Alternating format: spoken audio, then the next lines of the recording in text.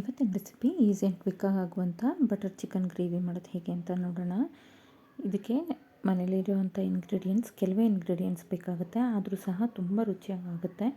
ಇದನ್ನು ನೀವು ಚಪಾತಿಗೆ ಸೈಡ್ ಡಿಶ್ ಆಗಿ ಸಹ ಮಾಡ್ಕೊಳ್ಬೋದು, ಅಥವಾ ದೋಸೆ ಪೂರಿ ಜೊತೆಗೆ ಒಳ್ಳೆ ಕಾಂಬಿನೇಷನ್ ಆಗಿರುತ್ತೆ.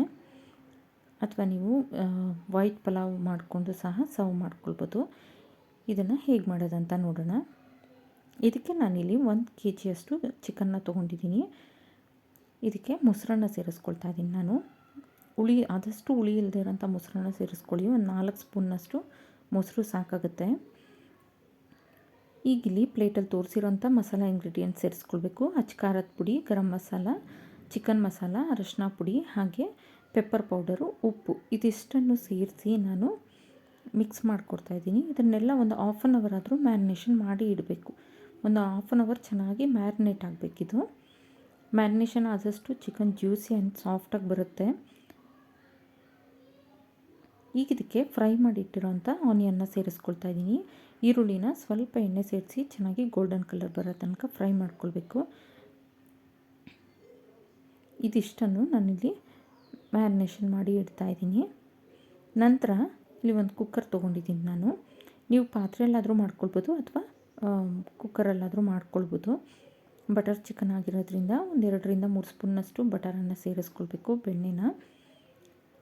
ಬೆಣ್ಣೆ ಸೇರಿಸಿದ ನಂತರ ಈ ಮ್ಯಾರಿನೇಷನ್ ಏನು ಮಾಡಿ ಇಟ್ಟಿದ್ದೀವಲ್ಲ ಆ ಚಿಕನ್ನೆಲ್ಲ ಇದಕ್ಕೆ ಸೇರಿಸ್ಕೊಳ್ಬೇಕಾಗುತ್ತೆ.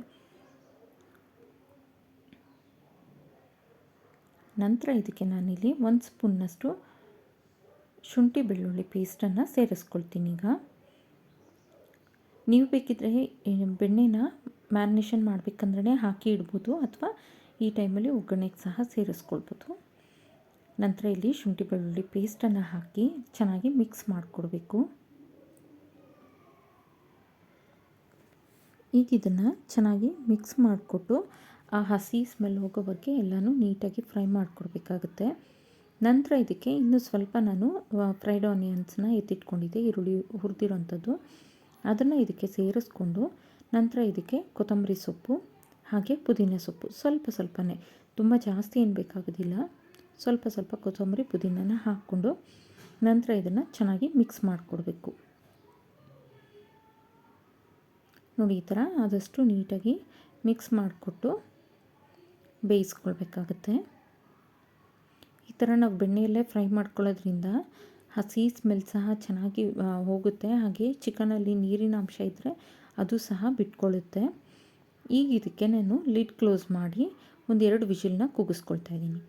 1 ಅಥವಾ 2 ವಿಷಿಲ್ ತೊಗೊಳ್ಳಿ, ಸಾಕಾಗುತ್ತೆ. ಈಗಿದು ಚೆನ್ನಾಗಿ ಬೆಂದಿದೆ. ಈಗ ಇದನ್ನು ಓಪನ್ ಪ್ಯಾನಲ್ಲೇ ನಾನು ಚೆನ್ನಾಗಿ ಗ್ರೇವಿ ಕನ್ಸಿಸ್ಟೆನ್ಸಿ ಬರೋ ತನಕ ಬೇಯಿಸ್ಕೊಳ್ತೀನಿ. ಇದಕ್ಕೆ ಬೇರೆ ಯಾವುದೇ ಟೊಮೆಟೊ, ಈರುಳ್ಳಿ ಕಟ್ ಮಾಡಿ ಸೇರಿಸ್ಬೇಕು ಅಂತಿಲ್ಲ. ತುಂಬಾ ಕ್ವಿಕ್ಕಾಗುತ್ತೆ. ಮ್ಯಾರಿನೇಷನ್ ಮಾಡೋದು ಮಾತ್ರ ಒಂದು ಹಾಫ್ ಆನ್ ಅವರ್ ಮಾಡಬೇಕಾಗುತ್ತೆ ಅಷ್ಟೇನೆ. ಅದು ಬಿಟ್ಟರೆ ತುಂಬ ಕ್ವಿಕ್ಕಾಗುತ್ತೆ. ಇದನ್ನು ನೀವು ದೋಸೆ, ಚಪಾತಿ ಅಥವಾ ಪೂರಿ ಯಾವುದ್ರ ಜೊತೆಗಾದರೂ ಕಾಂಬಿನೇಷನ್ ಆಗಿ ಸರ್ವ್ ಮಾಡ್ಬೋದು, ಅಥವಾ ಬಿರಿಯಾನಿ ಜೊತೆಗೂ ಸಹ ಸರ್ವ್ ಮಾಡ್ಬೋದು. ವೈಟ್ ಪಲಾವ್ ಜೊತೆಗಂತೂ ತುಂಬ ಚೆನ್ನಾಗಿರುತ್ತೆ. ಇದಕ್ಕೀಗ ಕಡೆಯದಾಗಿ ಕಸೂರಿ ಮೇಥಿ ಸೇರಿಸಿ ನಂತರ ಇದನ್ನು ಚೆನ್ನಾಗಿ ಮಿಕ್ಸ್ ಮಾಡಿಕೊಡ್ತಾ ಇದ್ದೀನಿ.